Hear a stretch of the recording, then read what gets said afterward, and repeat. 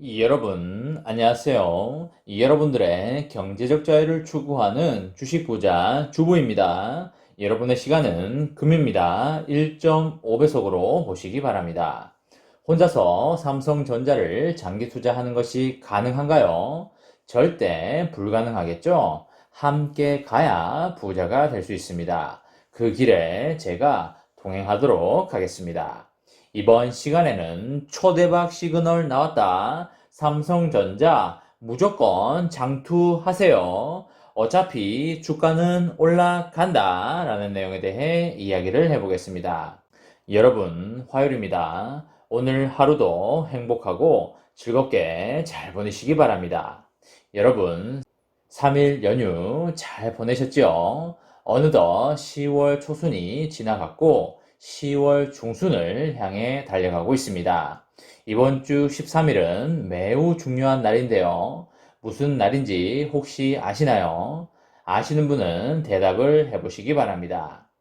그쵸? 미국의 인플레이션 지수 발표일이 되겠습니다. 지금의 세계 경제 상황은 인플레이션의 우려에서 출발을 하고 있는데요. 외국인과 기관들은 물가지수 발표에 귀를 쫑긋 세우고 있는 그런 상황입니다. 왜 그럴까요? 그쵸? 물가지수에 따라 연준이 취하는 정책이 달라지기 때문입니다. 오는 13일에는 미국의 9월 소비자 물가가 발표가 되고요. 14일에는 중국의 9월 소비자 물가와 9월 생산자 물가, 그리고 미국의 9월 생산자 물가가 발표될 예정입니다. 여러분도 이 물가 지수에 관심을 가지시면 세계 경제 흐름을 좀 더 편하게 이해할 수 있으실 겁니다. 특히 미국 물가 지수를 눈여겨보셔야 하는데요. 11월 2일과 3일에 미국의 연방공개시장위원회에서 테이퍼링이 개시될 가능성이 열려 있는데요. 물가 지수가 예상치를 많이 웃돌 경우에 테이퍼링 강도가 높아질 수 있겠습니다. 9월 미국 소비자 물가는 전년 동월 대비해서 5.3% 올라서 전월과 같은 상승률을 기록할 전망입니다. 6월 이후에 계속 정체할 경우에 인플레이션에 대한 우려는 조금은 진정될 것으로 보입니다. 이 경우에 증시도 어느 정도 안도 요인이 될 수가 있겠습니다. 하지만 인플레이션 완화 기조가 오래 가지는 못할 것으로 판단이 되고요.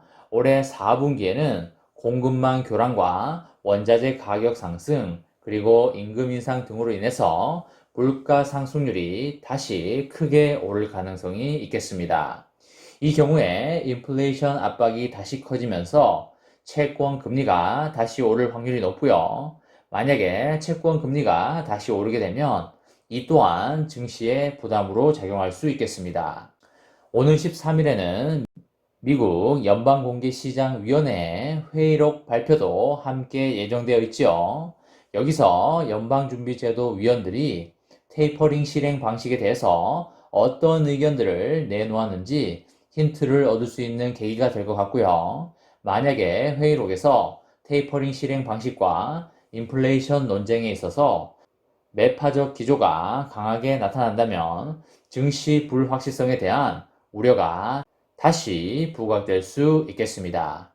지금 삼성전자의 주가가 이렇게 밀리는 이유는 삼성전자의 자체 사업 문제라기보다는 대외적인 리스크가 훨씬 크기 때문에 외부적인 리스크가 하나씩 해소가 된다면 주가는 자연스레 올라갈 것이기 때문에 절대 걱정할 이유가 없고요. 남들이 다들 공포라고 느낄 때는 제가 뭐라고 했습니까? 그쵸? 매수 타이밍이기 때문에 주저하지 말고 여유롭게 분할 매수 하시기 바랍니다. 한번 생각해 보시기 바랍니다. 남들이 모두 매수를 하고 싶다면 주가가 어떻게 되겠습니까? 그쵸? 남들이 모두 매수를 하기 원한다면 주가는 반드시 올라가게 될 겁니다. 남들이 매수를 꺼려하고 싸게 물량을 던질 때 받아먹는 것이 돈을 버는 길이라는 것을 명심하시기 바랍니다. 주식시장에서는 대중과 같이 휩쓸려 다녀서는 돈을 벌 수 없다라고 생각하시면 되겠습니다. 삼성전자의 주가는 단기적으로 보면 실적과는 상관없이 움직일 때가 많습니다. 단기적으로는 실적보다는 오히려 단기적인 수급 변수에 의해서 주가가 움직이게 되지요. 하지만 시계열을 길게 펼쳐놓고 본다면 삼성전자의 주가는 결국 뭐에 따라 가게 되어 있습니까? 그쵸? 결국 실적에 따라 가게 되어 있습니다.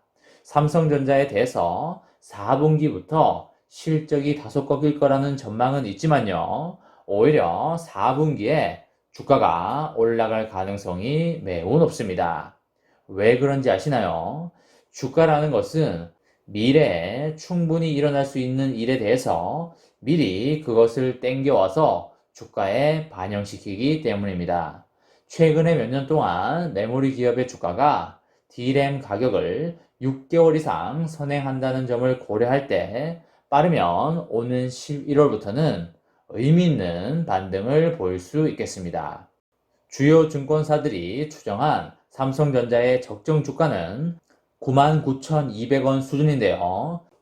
삼성전자의 현재 종가인 71,500원보다 39%가량 높은 수준입니다. 3분기 실적 호조에도 불구하고 4분기 실적 부진이 예상되지만 4분기에 주가가 상승할 수 있는 이유는 내년 2분기 정도부터 삼성전자의 D램이 살아날 것이기 때문에 미리 6개월 정도 주가에 선반영이 들어갈 확률이 높기 때문입니다.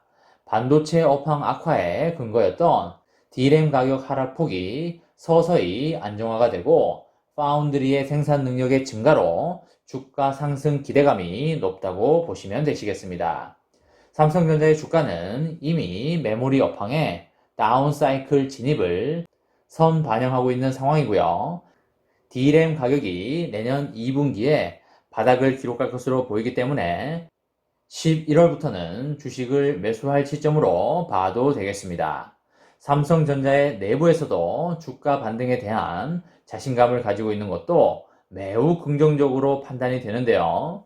삼성전자의 파운드리 2021 포럼에서 정말 엄청난 말이 나왔었죠.